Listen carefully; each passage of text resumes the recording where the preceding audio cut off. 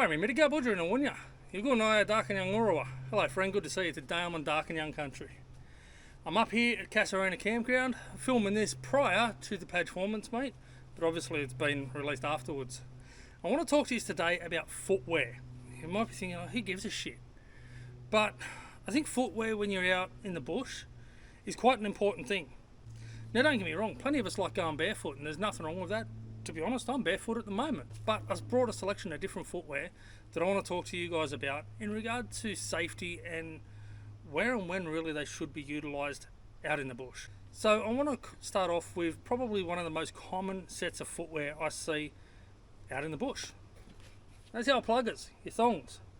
Nothing wrong with your thongs. Everyone loves a pair of thongs. Bloody hell, love them.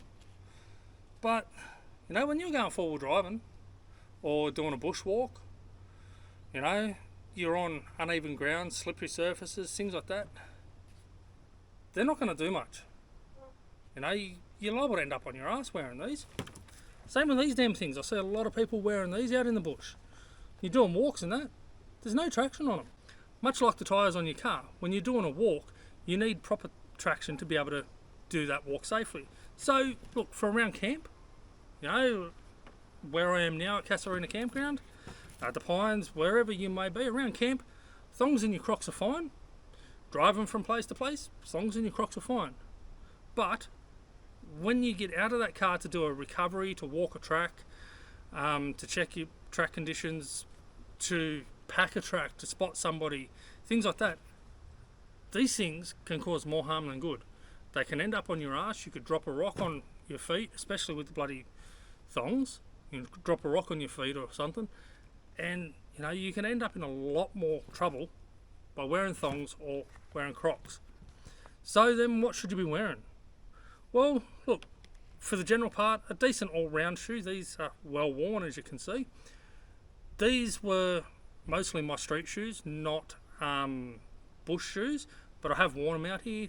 They're a little bit sketchy when it comes to trails, but they're a good enclosed shoe if you don't like the thought of possibly spiders, leeches, things like that. These are a good enclosed shoe for around camp, walking simple areas like around here at Casarina Campground. But if I'm going to go on something like a four-wheel drive trail, or I'm going for a bushwalk like Abbott's Falls or Gap Creek Falls or anything like that, sure as hell not wearing them. Now these, my old ratty ass pair of Asics, these, as you can see, did me really well.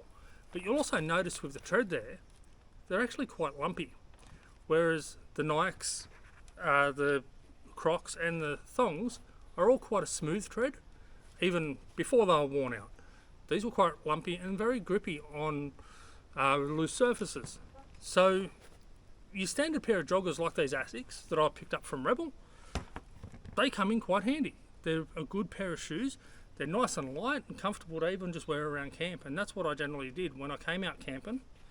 Either I'd have a pair of Thongs, Crocs or something just for floating around camp, but I'd have these for when I decide to go for a bit of a bushwalk, even if it was just around here through the pines or something like that. I generally wore the enclosed shoes. One, there's leech protection, spider protection, stick protection, things like that. These don't offer you that whatsoever. So your joggers like these offer you that. These aren't too bad, but they're not as grippy, and you're going on a bit of a walk. Something like these were good. Since these started wearing out, and I actually realised that doing the Bunkers to the Coast video, that these were wearing out and getting quite slippery, I went out and I actually spent, to be honest, not that much more money. I think from memory these were about 80 bucks, and these were 112. These are a pair of high-tech tarantulas. They're not the top of the line hiking boot, but they're a decent hiking boot. They're also waterproof, so I can walk through shallow water, you know, sort of yay high, and keep my feet dry. They've got, as you can see, really big lugs on the bottom, much like a mud terrain tyre. So same deal as with your mud terrain tyres. When you're going to do bushwalk and that, you're going to get a hell of a lot more grip and traction on the tracks than you are on something like that, or even a simple or all-terrain style. These boots also, and this is part of why I opted for the boot rather than the jogger version of these, although I do want to get the jogger version eventually, is they offer heel and ankle protection. If you remember back when I originally did the Mooney Beach Trail, I rolled my ankle and I tore 2 ligaments in my ankle wearing these. Oh, there he goes. Oh.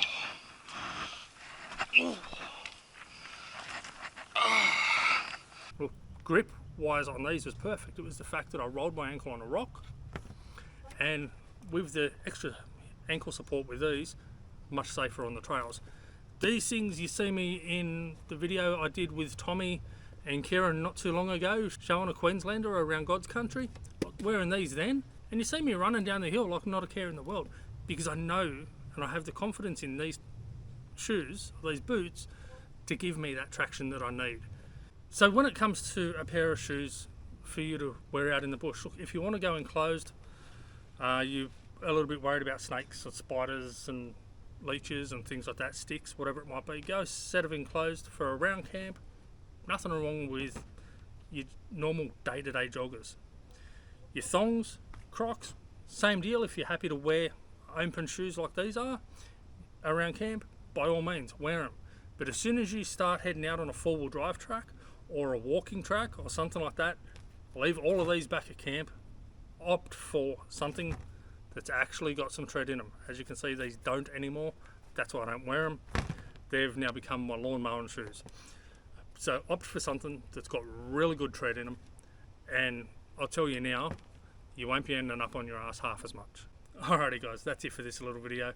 Hope you found some useful information and makes you think a little bit about what shoes you are wearing when you're out on the tracks.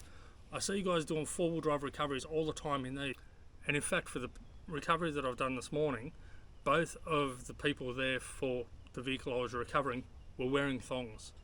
Really not the sort of shoes you should be wearing in a dangerous situation like that. Get yourself a decent set of boots. You don't have to spend money on hiking boots. If you want steel caps, a lot of people do that. Steel caps are a hell of a lot better than all three of these. A nice pair of joggers, whatever, if you want something light and airy.